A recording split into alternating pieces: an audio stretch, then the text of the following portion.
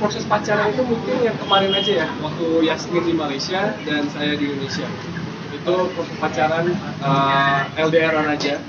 Tapi pas ketemu, saya bilang ke Yasmin, Yasmin, aku mau langsung kita dipercepat prosesnya, gitu loh. Ya kita tunangan dulu aja, gitu kan.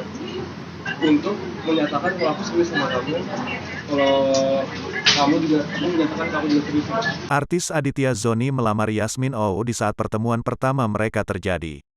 Sebelum lamaran, Aditya Zoni dan Yasmin menjalani hubungan cinta jarak jauh, long distance relationship, LDR, antara Jakarta dan Kuala Lumpur, Malaysia. Yasmin dikenal sebagai model asal negeri jiran yang dikenal Aditya Zoni lewat media sosial. Sejak awal saling kenal hingga menjalin cinta berbeda negara, Aditya Zoni dan Yasmin sama-sama serius.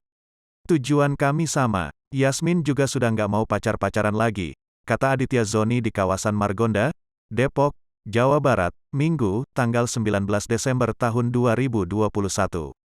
Aditya Zoni dan Yasmin sama-sama ingin beribadah lewat jalinan asmara mereka. Beruntung, orang tua masing-masing memberi doa dan restu untuk Aditya Zoni dan Yasmin. Tidak hanya menjadi pacar yang baik, Aditya Zoni juga menyebut Yasmin adalah calon istri yang juga sekaligus akan menjadi sahabat selamanya. Yasmin ini bisa menjaga saya. Meski usianya masih muda, Yasmin lebih dewasa dari saya, kata Aditya Zoni. Begitu sebaliknya, Yasmin menyebut bahwa Aditya Zoni adalah calon suami idaman. Dia dewasa, baik dan sopan, juga ramah. Insya Allah bisa membimbingku ke surga dan akhirat, ucap Yasmin.